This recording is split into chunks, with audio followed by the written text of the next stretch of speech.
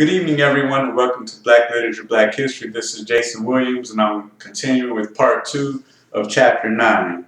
Now, as I ended the last video, I said that this section was about slave masters' sons and daughters getting with slaves. And I find this very interesting because I haven't seen too many stories written about the slave masters' daughters actually getting with slaves. And there was something about this chapter that bothered me too, about how Harriet Jacobs described the slave that the slave master's daughter decided to have children with. So I'm just going to read this section, and then I'll have commentary on it. The slaveholders' sons are, of course, vitiated, even while boys, by the unclean influences everywhere around them. Nor do the master's daughters always escape. Severe retributions sometimes come upon him for the wrongs he does to the daughters of the slaves. The white daughters early hear their parents quarreling about some female slave. Their curiosity is excited, and they soon learn the cause. They are attended by the young slave girls whom their father has corrupted, and they hear such talk as should never meet youthful ears or any other ears. They know that the women slaves are subject to their father's authority in all things, and in some cases they exercise the same authority over the men slaves. I have myself seen the master of such a household whose head was bowed down in shame, for it was known in the neighborhood that his daughter had selected one of the meanest slaves on his plantations to be the father of his first grandchild. She did not make her advances to her equals, nor even to her father's more intelligent servants. She selected the most brutalized, over whom her authority could be exercised with least fear of exposure. Her father, half frantic with rage, sought to revenge himself on the offending black man. But his daughter, foreseeing the storm that would arise, had given him free papers and sent him out of the state. In such cases, the infant is smothered or sent where it is never seen by any who know its history. But if the white parent is the father instead of the mother, the offspring are unblushingly reared for the market. If they are girls, I have indicated plainly enough what will be their inevitable destiny, because she's writing about herself. So, you may believe what I say, for I write only that whereof I know. I was 21 years in that cage of obscene birds. I can testify from my own experience and observation that slavery is a curse to the whites as well to the blacks. It makes the white fathers cruel and sensual, the sons violent and licentious. It contaminates the daughters and makes the wives wretched. And as for the colored race, it needs an abler pen than mine to describe the extremity of their sufferings, the depth of their degradation.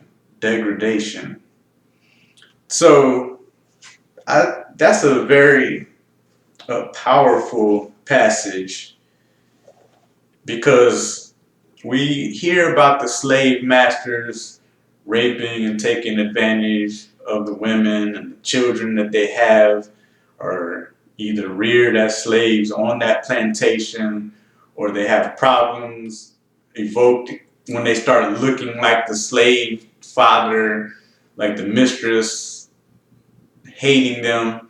Even Frederick Douglass talked about the mixed slaves having it very hard on the plantation because the slave master doesn't want to show any favoritism. So instead of showing favoritism, they even get worse treatment. Or, like I said, they get sold off the plantations because they're a constant reminder of the slave master's infidelity. And the slave sons sow their oats with the slave women, practice on the slave women. Many times, their own brother and sisters, and they don't, even though they know. Like she talks about brothers, you know, having sex with the same slaves. So just this all of this incest and passing around these men mistreating slave women, but they rarely talk about the slave master's daughters. You know, they're involved in all of this. They hear about what their father's doing, which causes them to lose an admiration to their fathers. And you know that when the family is just corrupt like that, everyone gets corrupt. I don't know why these slave masters don't believe that it will affect their daughters. And children who live in the household with their parents, they know what's going on. Even though you try to hide, you know, you try to keep your children innocent, but they know what's going on.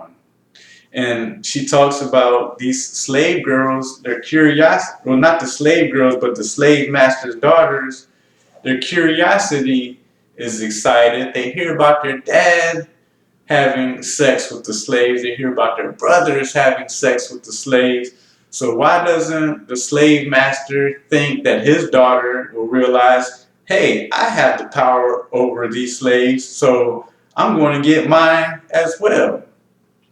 And in this case, she said that the slave master's head was bowed because this daughter not only had sex with one of the slaves, she freed him before the father could exact revenge on him. Now, the problem that I have with this, and this is just me reading in between the lines, is Harriet Jacobs says that this girl picked one of the meanest slaves and the most brutalized. Now, I don't know why she had to go into that, go into that, because that seems like it kind of reinforces the stereotype that still remains today when they talk about interracial relationships between black men and white women. They seldom talk about or get upset about upstanding black man with a white woman. Like some people get upset about it, but the taboo is the black mean black thug NIGGA with a white woman, and it just I mean, that's what she says, the meanest slave. But then she talks about the most brutalized. Now, when she says the most brutalized, and the slave master's daughter realized that he was the slave that she could most control because he was most brutalized, and through him, she could keep it secret. But then she got pregnant, and then she set him free and sent him off. So I wonder if she just put that in there to make to make it more interesting to the readers. because this is going off from memory, but I don't know. I just had a little problem with that because it would have been sufficient enough for her to say some of the slave masters' daughters had babies with slaves, and she could tell of an instance, but it seems like she cherry picked, the meanest slave. And I don't understand what she means by the meanest slave, because she says the meanest, and then she also says the most brutalized. But he still had children, or had a child, or impregnated the slave master's daughter. And when she gave him his freedom papers, he left. So that's just a very interesting chapter. And many people talk about that occurrence happening but don't have any documentation. So the next time you have a conversation and you want to bring that up, it's on page 61, Sketches of Neighboring Slaveholders, Chapter 9 of Incidents of the Life of a Slave Girl by Harriet Jacobs. And that's why I appreciate this novel and getting a woman's perspective, because many slave men won't talk about this. Frederick Douglass didn't hardly mention any relationship things in his narrative. He just talked about the brutality and going hungry and trying to find work and fighting and very masculine things. And Harriet Jacobs, in the tradition of many women, she talks about relationships and emotional trauma and family ties, family bonds, the breakdown of the family, how uh, slavery, the institution of slavery affects families, and she still, even though she holds the white families accountable, she still shows some compassion towards them as well as the slaves under the institution of slavery. So again, Incidents in the Life of a Slave Girl by Harriet Jacobs. This is Jason Williams with Black Literature, Black History. Have a nice evening.